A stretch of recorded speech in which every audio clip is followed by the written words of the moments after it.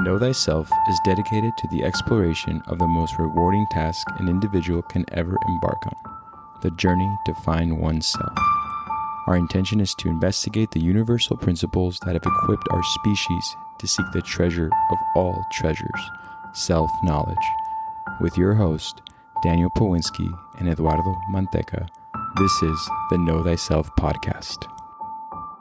Welcome to the Know Thyself Podcast. I'm here with Daniel. Hello. And I'm Eduardo. And here we go, the book of Genesis. We're back. So we did take a little break for some time for a lot of different reasons. If you've been listening to the last few chapters, we kind of decided to go into some other subjects, but nonetheless, we have not forgotten about why we've been breaking down the Bible and the book of Genesis. And last time we spoke in regards to the book of Genesis, we were on the story of Adam and Eve. Right. And this time we'll be moving into one of my favorite stories as a child, just because of the lessons that I always found myself kind of discovering over the years. And that is the story of Cain and Abel. And you bring up a good point, and I want to kind of intercept really quick, because this is one of those stories that exoterically as a child you can actually pull significance of, where like when you're trying to figure out what the apple means to Eve as a child, and then you get that explanation, you're like, I feel like you're phoning that one in, buddy. Yeah. You know what I mean? But this is one, even exoterically, you can relate to. So please continue, because I thought that was a fantastic point. No, I'm glad you said that, man, because that's why I said what I said. It's just, I remember, even in Bible study in Catholic school, I remember this is the one where you kind of stop and look. There's sort of this, and I almost feel like whoever is telling this story, my grandfather did Bible study for a lot of underprivileged children in Mexico. And so I'd always hear different verses and different stories, but this is the one that I could always recognize even kids that were younger than me sort of engage into. And there's a reason for it, right? And we're going to obviously break that down today. And so without further ado, what I'll do is tell the story. For those who are not familiar with the story of Cain and Abel, I'll do just like a sort of summary of it. But so Cain and Abel, the first humans to be conceived by the first humans, right? Right. The splitting of the atom. There you go. Funny how that works and gets connected again. And the two sons of Adam and Eve. And, so now that, we really talked a lot about Adam and Eve and the idea of, the fall, right? We have here the two individuals that can be, that we will be, I should say, bringing up along the way, and how they resemble our internal struggle of making these sort of decisions on earth. Cain being the eldest and Abel being the youngest. These two brothers, both have different roles in their lives as far as what their purpose on earth is. Cain being a farmer, and Abel being a shepherd. And, the story sort of goes that Adam and Eve end up having a conversation with their sons and telling them that, it's time that you give up a worthy sacrifice to God. And both brothers agree to, make their way into giving something up in their lives for God. And in the choices that they have to make, they both, present themselves in a very unique way. And so the story sort of begins as they approach this, I think it's like a fire pit, if I'm not mistaken, but they end up approaching this fire, where in the fire they give their sacrifices. Abe, the youngest, decides to take a newly born lamb into the fire, and then you have Cain, who decides to take some old fruit, if I'm not mistaken.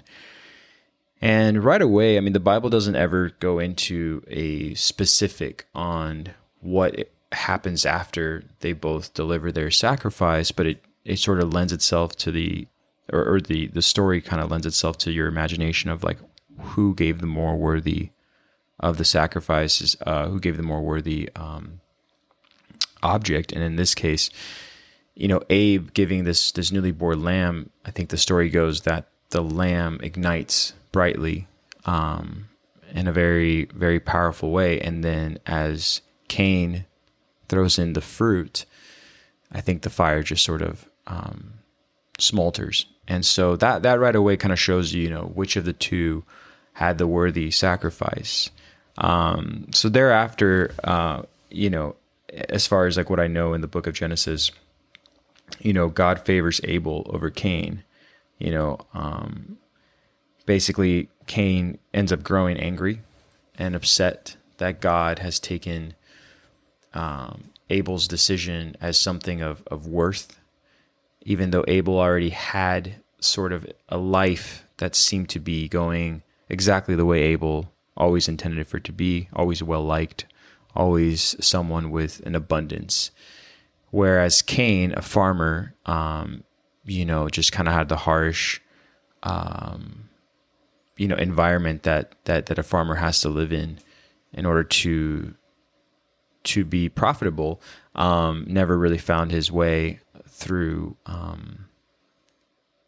his efforts that he so claimed that he was putting into. So, again, if I struggle here through this story, it's because like I can really go into the story based on the Bible, but I'm trying to like sort of separate myself from just going into the biblical story and then just like the basics of this. So in essence, the two brothers, although they love each other very much, one grows to hate the other because of this distinction between the two. One being that is Cain grows with jealousy and a rage, and he ends up feeding those feelings to the point where he ends up killing his brother, right? Mm-hmm. If you didn't know the story, that's how it ends.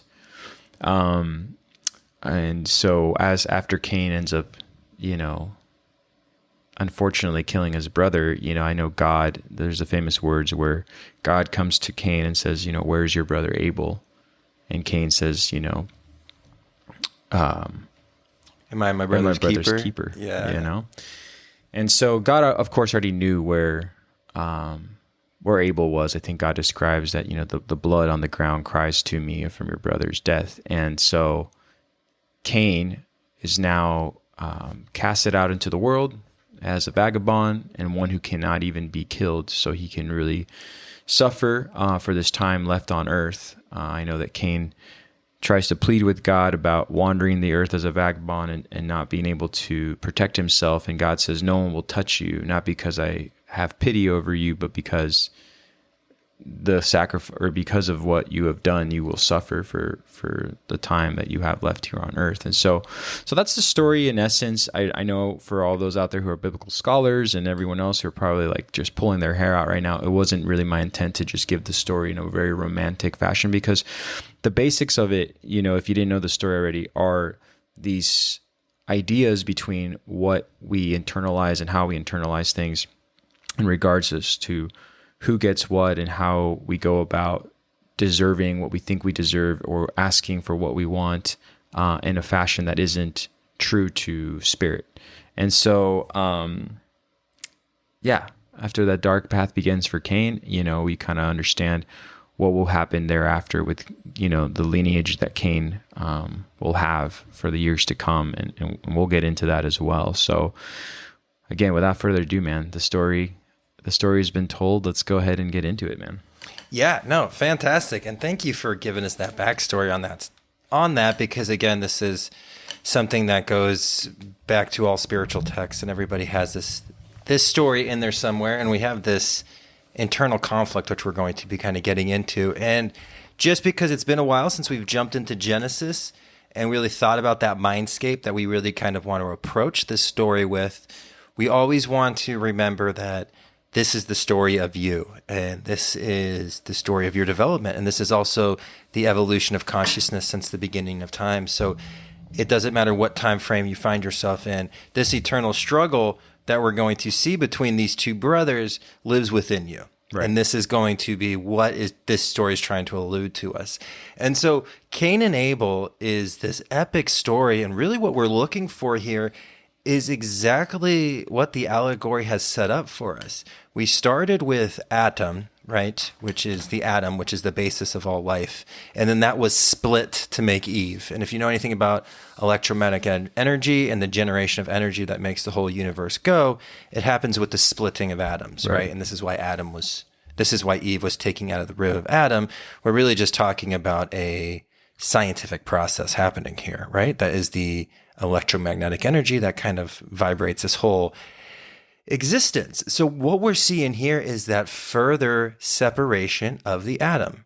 And when you change the atom and you change the compounds, you get different elements and you get different manifestations. So this is going to be almost this outward expression of what is internally kind of happening in Adam and Eve. So if you guys remember when we were speaking about Adam and Eve, we really broke Adam and Eve up as Adam being that conscious part of your brain, that 15% awareness. Right. And then Eve representing that subconscious, the subconscious and the collective unconscious that's even buried deeper below. But that makes up pretty much like 85% of the operative aspects of the brain at any given moment. And so what we're going to see here is that subconscious and that conscious now gives birth to this creation. And they break it up into two individuals, but it's really these two individuals living within one. And so again, Chinese philosophy, this was the yin and the yang. Native American mythology, this is going to be the white wolf and the black wolf that lives inside you. In Eastern Europe, in Eastern Hinduism, this is when you're talking about the white lodge and the dark lodge. Right. And what path are you going to take? Are you going to take that left-hand path of the materialism or the right-hand path of spirituality? And so what Cain and Abel are going to come to represent is the aspect of that balance between that left side material aspect of consciousness that's needed for the evolution of consciousness, and then that right side, that eternal connection to the source of where we all came from. Right. Okay? And so that's exactly what we're going to be kind of looking at with this Cain and Abel story. So when we're thinking of Cain and Abel, it's this internal process, and you really want to talk about it as your dance between the materialistic side of you, which is very important, and the spiritual side of you, which is very important. And this is why that middle way is going to come up again, and this is that middle path. And it's always going to be about the balancing of this. So you brought it up great because Cain represents the aspect of fruit and materialism, right? And kind of like the material world because he's working the ground. Right. So he's working that soil. So the tiller of the soil is what Cain breaks down to mean in Hebrew. That's really going to mean the mind and kind of the aspect of the earth. And, you know, everything that we dig up to know and what we know about life and how we express life. Okay. So Cain is never seen as a negative individual. Okay. The actions of Cain are going to see as a negative individual. Right. And that's the same thing in materialism. Materialism isn't negative until your relationship with materialism is negative. But materialism could be one of those, the incubator of your spiritual growth if your relationship to materialism is correct, right? Right. So again, we don't want to victimize Cain. And that's what we've kind of learned through this whole Bible. Like we've learned that the snake wasn't as bad as we thought. We learned that what, you know, exoteric Christianity tried to blame Eve with wasn't really her, you know. So we're really kind of alleviate some of that that pressure that's put on there. But Cain may representing the mind, and then Abel is going to kind of represent more of those divine thoughts and that spiritual aspect of us, and that has to be above the material, right? Okay, and so in offering to the eternal and offering to God, this comes down to the very aspect of what are you offering to eternal life?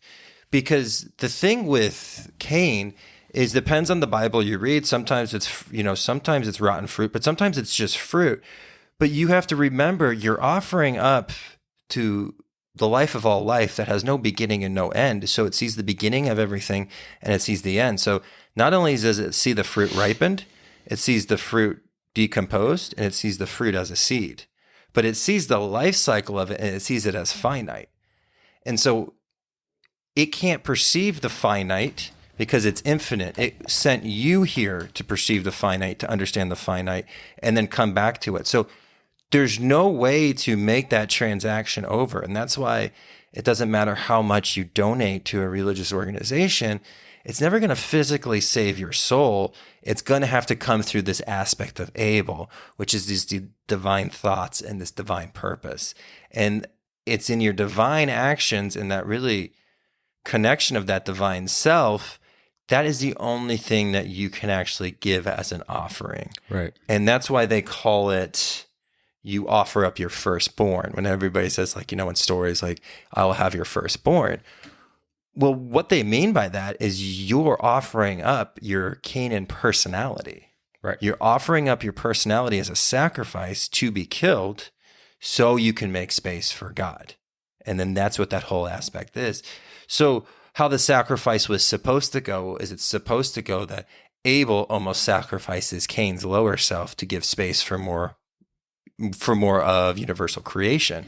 And so that's where we're kind of in this aspect. That's where we kind of find ourselves. So you can't offer the Alpha Omega anything that's material because it's not bound by time. So your offering has to be eternal. So it can't be this physical aspect. And it's kind of what we get alluded to do, and kind of, it's easy to kind of fall into that path of trying to do that.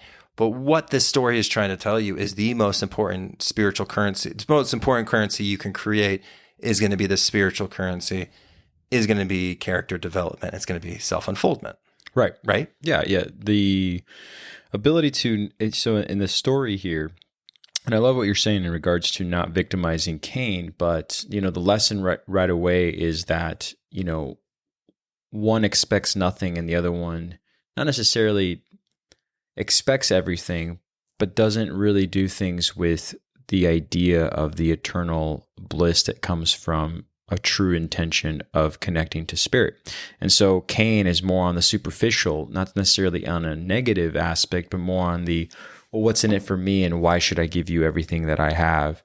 And that's something that I think a lot of people obviously can attest to throughout their lives. It's like, if I'm going to spend my time or my energy giving something up for no guaranteed reward, then why should I even walk this path? But the path right there, the secret right there is unfolded if you don't question that and you do it with true intention, because then the intention actually manifests into the ultimate reward, which is the salvation of your soul and the connection to source that you may have not even known you had, or maybe you did know you have, but it's now more fruitful in the end.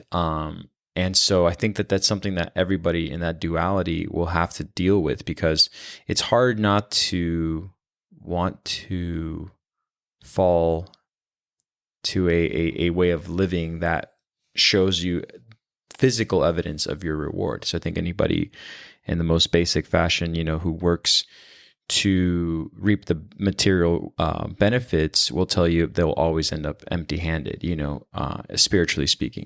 They're always looking to get more out of something that they're not really on the path to really doing it for an altruistic reason. You know what I mean? So I feel like this is the perfect story that sort of shows you that difference. So again, my point to be with what you said is that not to victimize Cain, as that's the bad guy and then Abel is the good guy. It's just the intention behind the sacrifice in itself, and why it's an important lesson for all of us who walk here on earth. And the idea that we have that free will decision to make that choice, to really understand, like, okay, does this benefit only I, or does this benefit the greater, the greater good, the greater purpose for why I am here? If you're able to do such a laborious task like be a farmer, there's probably a reason why you've been able to have this talent, or at least this ability to work as hard.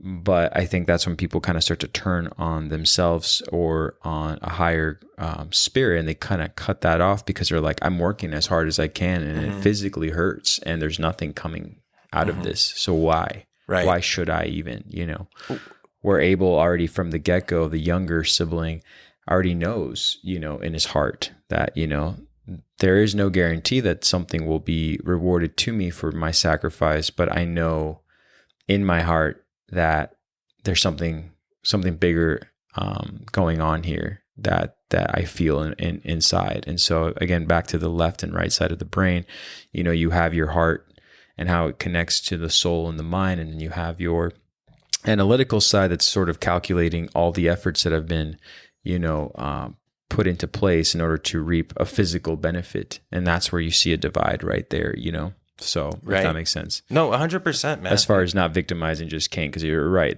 We have to kind of go back and forth between what the Bible says and then the interpretation of what it's actually saying. Because yes, when you're much younger, or even just now, if you were to read the story and not know anything about the Bible, you'd be like, well, this guy Cain's a fool for sure. I mean, he's like trying to cheat his way through a whole process here.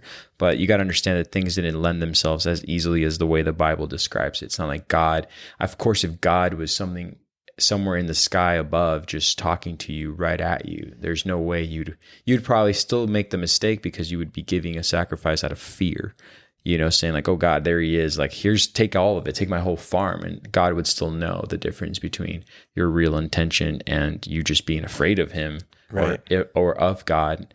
Does that make sense? Yeah, absolutely. And I think too, the kind of like what you said about the money. That's what I meant to say. You said about just giving up money. You were talking about, are you really giving a charitable donation out of fear and wanting to be seen in the eye of God as someone who's good? Or are you doing this because in your heart you feel the desperation out of an individual who can't fend for themselves, yet you have an abundance that you could easily share?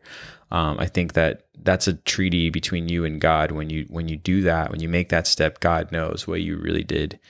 You know what I mean? The higher self, really kind of presents itself when it's felt through the heart and why you're doing something. I hear people say that all the time, where they're like, I don't give money away to everybody who might be homeless, but there's something about a certain person you look at and you just feel it and you just know. And I think that's the important, aspect of yourself to unfold when that presents itself. But you were saying, I'm sorry, man. No, you're good, man. Cause I think that's perfect. I'm going to touch on two things. I like how you kind of went back around to, it's all about intention. It's that heart that goes behind that giving that really is going to justify whether that's going to be for somebody's progress and your progress, or if it's going to be the detrimental.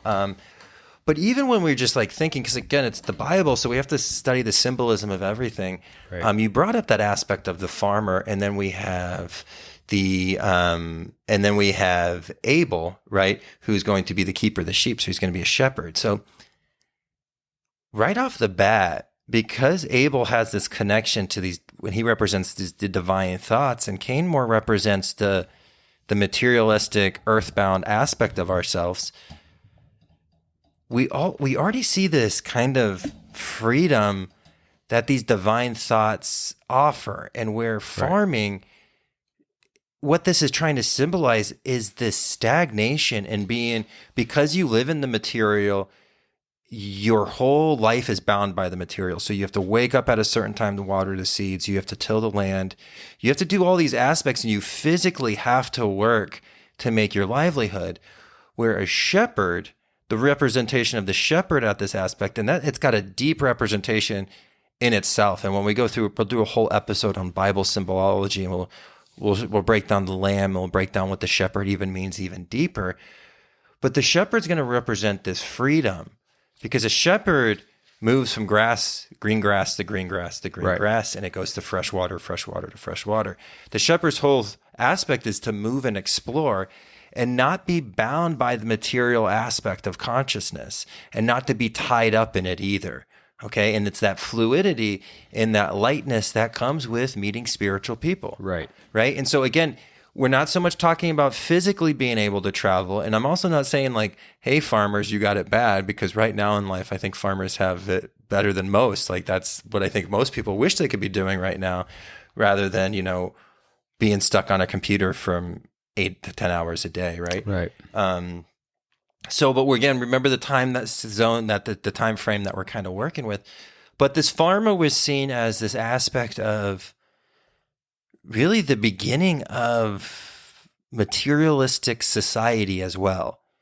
And so Cain also represents not just the physical aspect of ourselves and that mental aspect of ourselves, but everything that's going to be created from that. Because it wasn't until we started farming that we were able to actually make cities. Because Right. before that, when we were just shepherds and we would just kind of follow wild game, we were nomadic. We Right. lived in small, groups, and we traveled with either the harvest, what was naturally growing, or the wild animal life, or something, right? But we lived in like small societies. So Cain is also going to represent this ability and this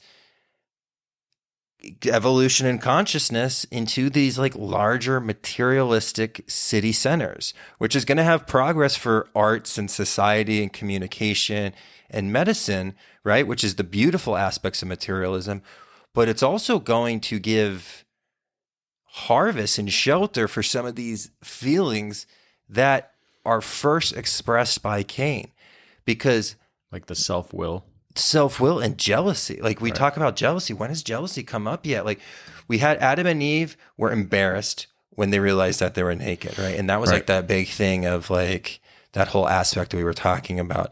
But jealousy hasn't been expressed by a human yet, right? And so we're going to start to see this jealousy. This is the first murder.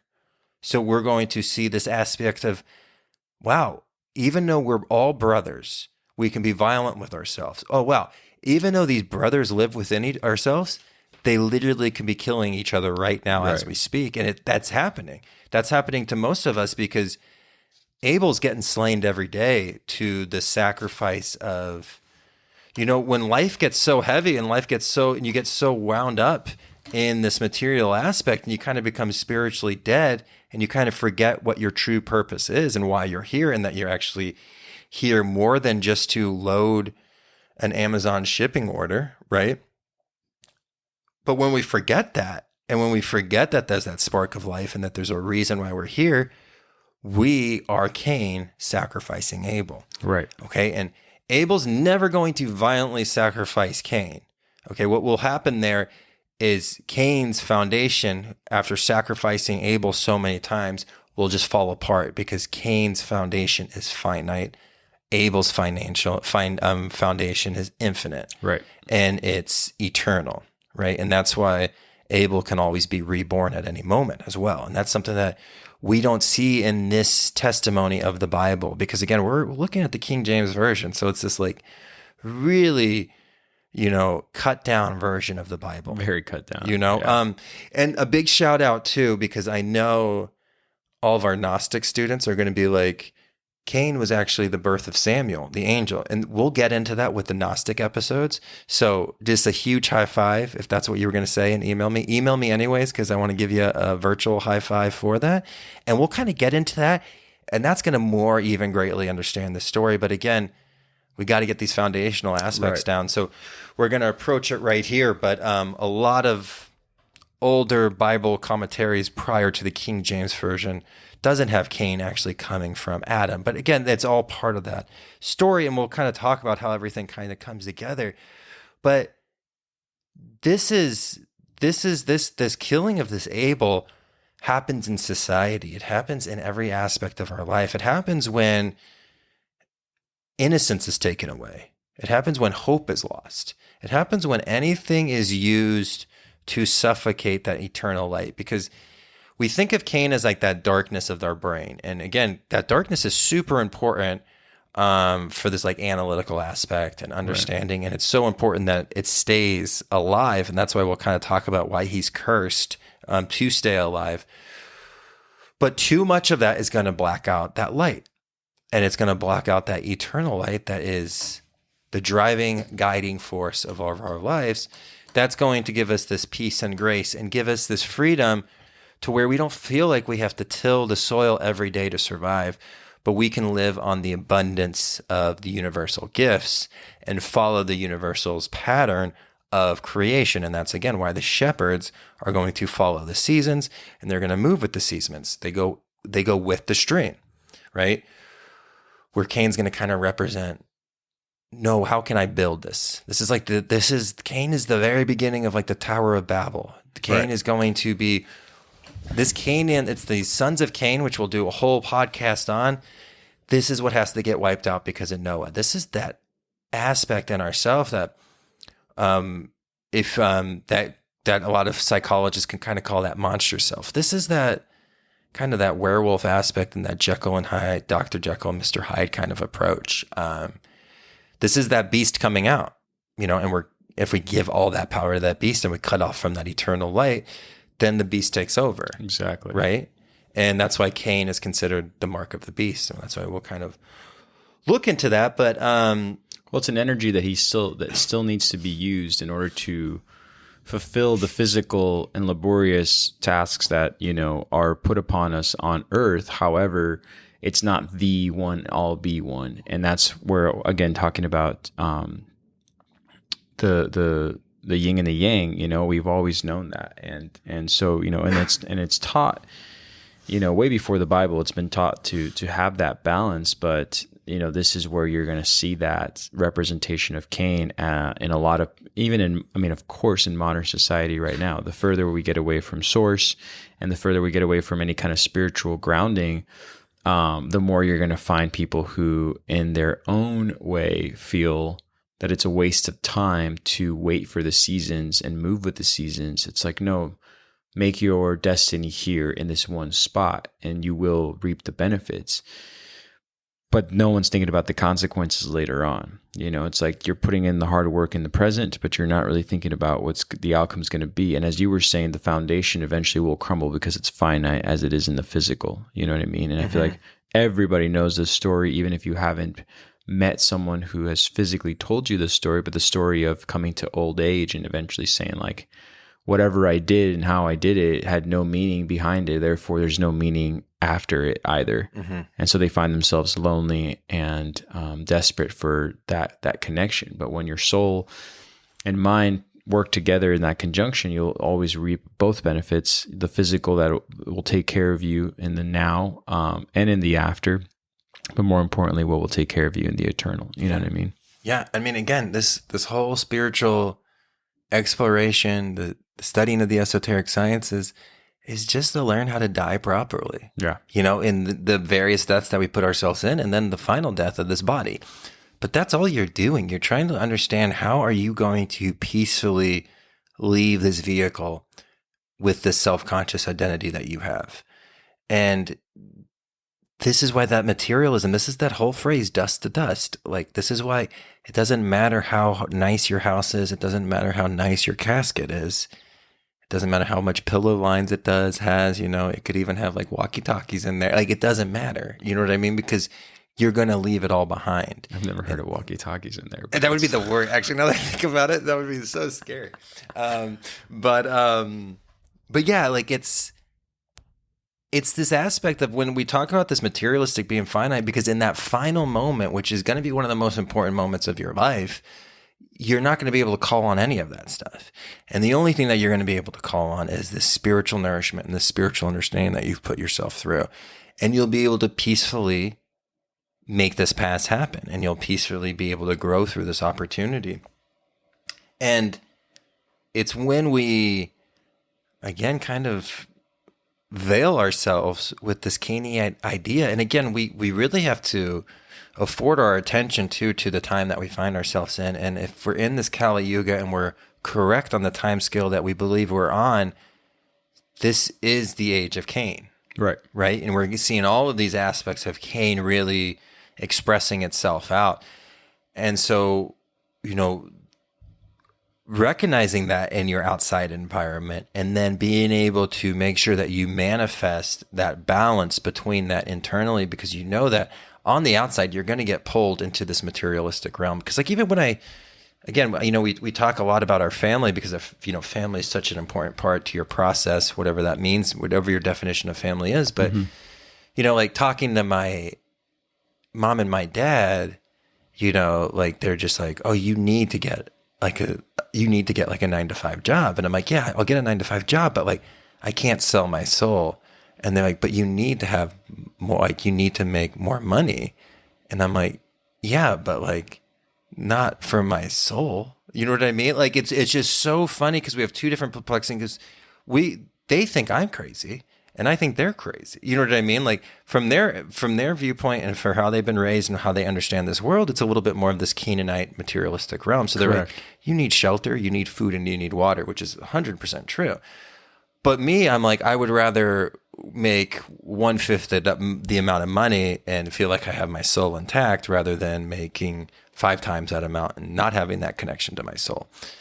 And to them, that's like kind of perplexing. Like they think I'm silly for like working a lower job to kind of maintain that. But then on my aspect, I'm like, no, you're crazy to think to sell your soul for, these short-lived luxuries. Absolutely. Like I don't need to have a nice bed or like I don't need to have this nice space. I just need walls. Does that make sense? Well, it makes sense because the thing, and even if you say walls, their priorities in their mind are for the best that they know for the son they love. And if the son they love isn't protected by the shelter that, is covered over your physical body, then you're not living in a world that they can feel you're safe in. However, the shelter that you actually are creating is one that's not visible in the physical realm and is actually internal. And that's the one they should be giving praise to you for actually, creating a structure that protects and allows you to cross over into another existence. But in their mind, no, the fact that you're physically, the man I see in front of me is not protected by something or not living into a status of material wealth, then therefore what was this all for if we gave them everything we thought we could? But what you're not really understanding is you yourself as a being, and I'm always so happy to know you for this, is that you understand that Abel, that spirit that's basically as pure as it can be and not necessarily manipulated by the fears of others who just want to see the best in you, but by a different means. And actually, I have a really good example, if I may. I had a discussion that actually it sort of rattled me a little bit, but just bear with me here for a second, because you just said something about how we're living in this era with this sort of application to Cain. And one of the things that you'll learn in the story of Cain and Abel, and you already said it, was the understanding of jealousy, right? Understanding of an eye for an eye, and that doesn't do anything for anyone. But it's just something that we, as I think animals, are going to have to always decipher between the more lower self, that reptilian complex we've talked about, and then the higher self that allows you to oversee and overcome this sort of like idea that burns at the person who's seen this from a negative perspective. But this individual I met, I have to give you all the descriptions about who he is so that we understand how frustrating it was to have this conversation with him. But he's a guy that I've known for a long time, that I've worked with. Now, he has a very obscure perspective on the world, but then again, we all can, and that's part of our spiritual growth, is to, decipher between what it really is important, what really matters, and what doesn't. Now, this man he's a homosexual and he's white, okay?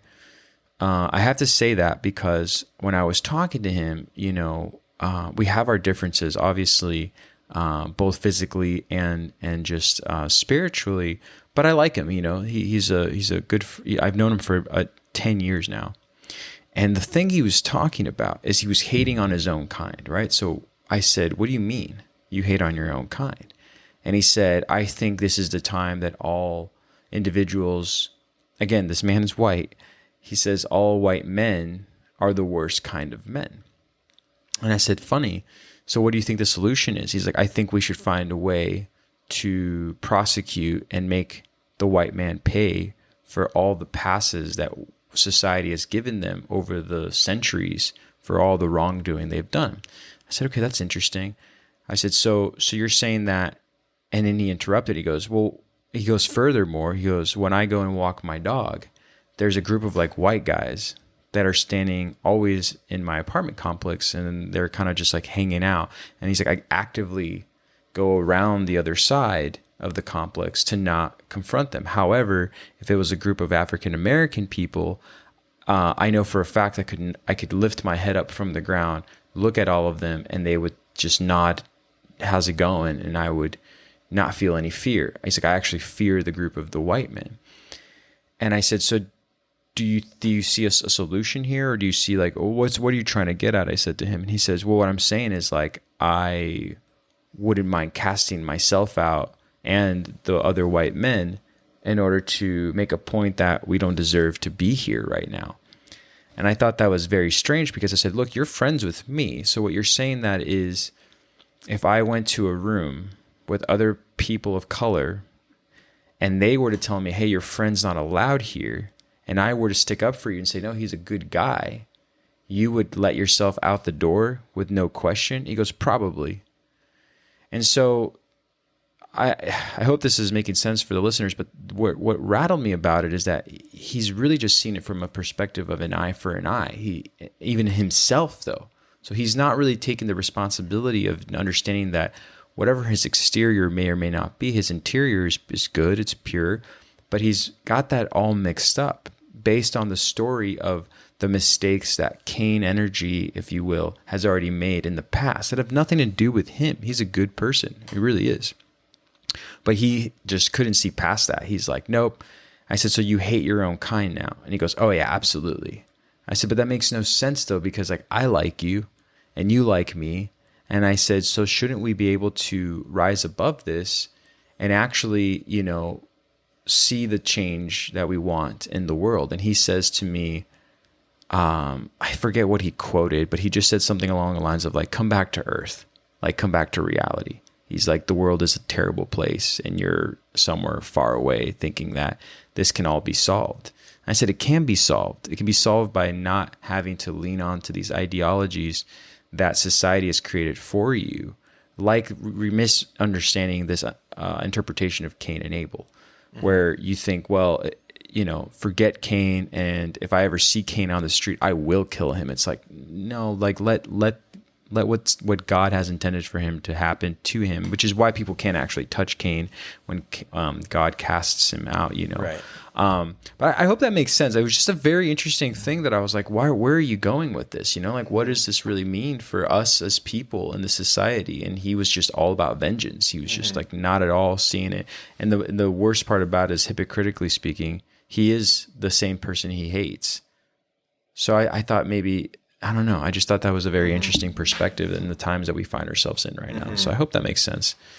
No, I mean, I think there's definitely and we don't have to get into the specifics of this individual. I'm just saying, like, you brought up something about that Cain energy, and I'm like, okay, or that the times we find ourselves in, kind of wanting to do that eye for an eye kind of thing. Well, yeah, I think these social planners definitely astrologically know that this is a time period that this Cain energy is available for them to kind of manipulate.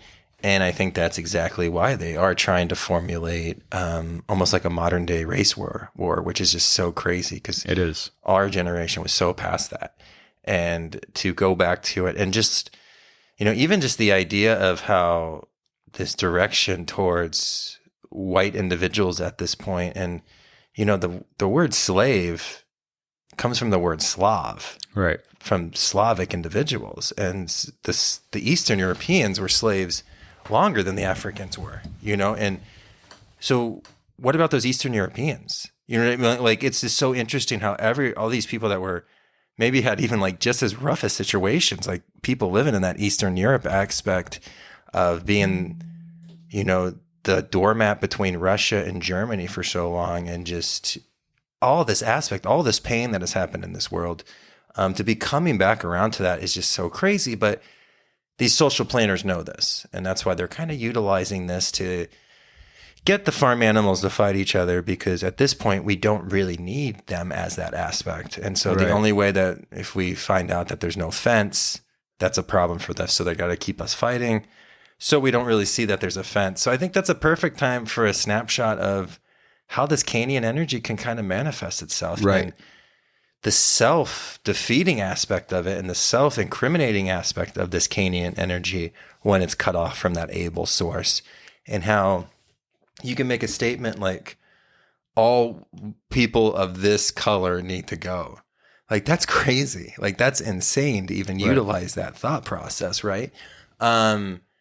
And so again, we're seeing this kind of expression of this Canaanite energy. But I think one of the important aspects too to kind of pay attention to in the story with Cain is when God doesn't let Cain be murdered, what that's talking about, that's the heaviness of the life experience. Right.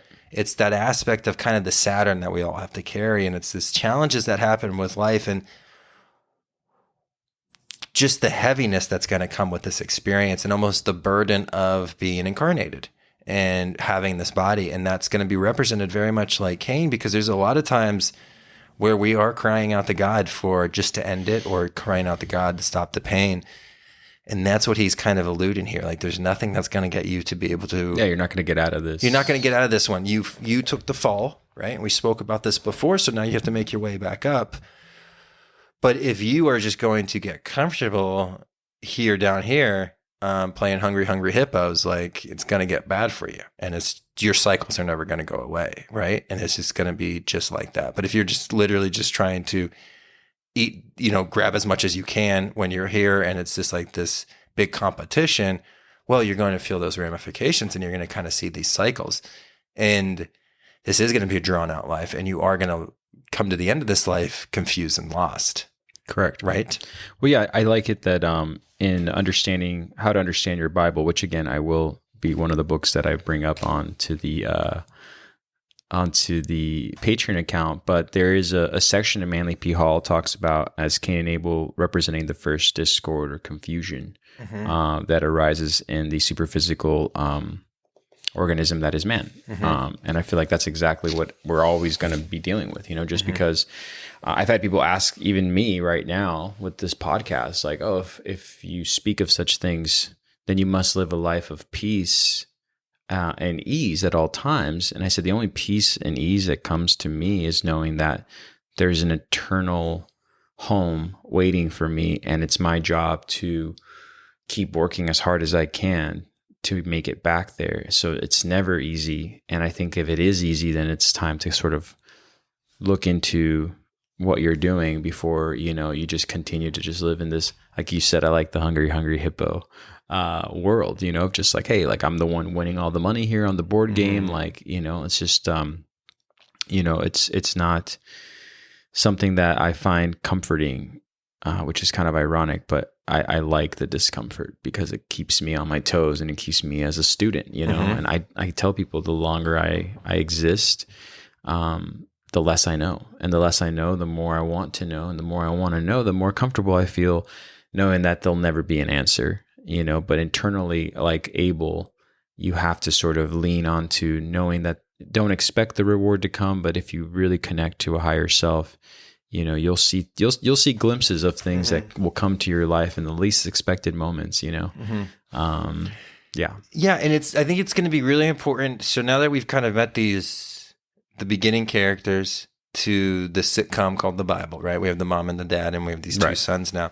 What we're going to see is the remaining characters, as they get introduced, belong to that family tree. So these traits that are kind of causal factors that we'll see will start to express themselves into the descendants as well. And so every character is going to start making up these different aspects. And really what's going to show you is just the base desires that we have, and the base drives, I should say, not so much desires, but these base 10 drives that we have. And we're going to kind of go over those 10 drives. And then what we're going to see is it kind of get fractured out, and it's almost like a family tree. And we're going to see all these drives turn into desires, aspirations, thoughts, feelings, everything in the human experience, right? And so we're really looking at causal aspects of our consciousness here. And so when you are trying to do work on yourself, this is where you want to get back to. So you follow the strings almost back to these causal factors and these causal drives, because this is the energy that if you are having any negative aspect in your life, if there's something that's happening on repeat that keeps happening and you can't get out of that pattern, it's because one of these 10 drives is not expressing itself correctly. And within these drives, and when we start talking about them, you're going to see aspects of Adam, you're going to see aspects of Eve, and you're going to see aspects of Cain and Abel in there. And so these initial stories are so important to grasp and even just to talk about like we are, because they are the story this is like the beginning of the other stories that are coming. Yeah. And everything adds up and comes back to this, and everything comes from this, right? So it's again, this story and whatever this Bible really is just such this like living, breathing, applicable organism. I love the way you just put that. You know what I mean? Absolutely. Absolutely. I think this has been, again, the break we took for a little while was necessary because, I know it was getting kind of heavy, and I know some of the listeners might have said that, but man, I could just go on and on reinterpreting verses of the Bible because they are so applicable to us, since it is the story of us internally, but it just sort of lends itself to you in a way that nothing else really sort of does. I mean, there's many, many, many different books of the esoteric and information of the esoteric and scriptures and passages that have come and gone that are all applicable, whether it's in like Stoicism or, the Bible. It's like, okay, I understand where this is coming from. I understand how to relate to it. And I understand the foundations of maybe now modern day psychoanalytical approaches based on these same ideologies. However, though, it does live and breathe, and it keeps going on and on for how many centuries now. Even if it is a King James version, these aspects of the human and the behaviors that we experience while on this path are all well described, from the lineage of Cain. And we'll get into that with Cain's children and his lineage and what happens thereafter from the decisions of that very first moment where Cain leans into a darker side of himself by feeling jealousy, rage, and abandonment of some kind, and having to not necessarily kill just his brother physically, but kill a part of himself that he didn't really believe needed to be worthy of sort of like taking a step back and understanding like, oh, this is why. Or he didn't understand it. Or yeah, exactly. Right? Which I think is one of the main reasons we kill our spiritual side, especially in the society we find, because we're so miseducated on it that we kill it without even knowing what we're killing. Well, again, you were saying about, my hat's off to you about what you do with facing a very, very real issue that I know I can relate to, which is not the approval of your parents, but somewhat the blessing of your parents for the decision you've made based on something not seen and only felt versus the other way around, which is felt and not seen. You know what I mean? There's no greater sadness in a giant house with one person in there weeping every day. It's like, well, what did this get you? How did this get you to something of peace of mind? And some people might just say you're a fool for even trying to like get that. Like, of course I'm happy. Like I have everything I've ever wanted. And you're like, I don't know, man. You seem very, very separated and dark and sort of absent from the light that we all carry within. And I think especially even like children know that right away. They don't know the size of a house and why it's there, or the things that are in the garage, or the things that are, in every room. They just know that, well, where's the person? Because that's all I need to do is connect with that person. And as soon as that they meet that person, if there is nothing of worth inside of them, then the child knows right away, like, I don't want to be here. Right. I need to get out of here. Right. No, I completely agree. And I don't want to sound like a mustard pants when I'm talking about like my parents. I'm like, oh, poor me. But I think, understand. You know what I mean? No, but I mean, it's good to, want to be understood for the reasons we make decisions. You're not just making them out of some sort of frivolous, like, oh, I don't know what I'm doing, therefore I'm just going to wander around and not really apply myself to anything of worth. It's like quite the opposite. It's just to measure the worth is a lot harder for some people who don't really see, it in a volume that we do. You know what I mean? They see it as like an empty space that's not being filled. Therefore, you're not doing anything. Yeah. And, I think too, one of those big lessons that kind of comes from those ancient thinkers is, this world is this experience is not so much about other people understanding you. It's about you understanding other people and understanding yourself, and as long as you understand what's happening in the situation, you're not really, creating barriers. You're not creating your own illusions in your head, and you actually are kind of analytically, kind of like Virgo thinking it kind of thing, right? And cutting through. Then it really doesn't matter what other people think of you. Right. You know what I mean? And I think that's really important. I think that's going to cause a lot of peace that can be had from that, because I think there is so much energy that's good put into, getting the approval of family members, friends, whatever it is. When you're really just, radiating this true self and you're tapped in with this Abel energy, and you're experiencing the Cain in its right position, because Cain needs to be there. He just doesn't rule over Abel. Abel rules over Cain. Right. Right. Or it's always as I think, so I feel, so I act. Right. Right.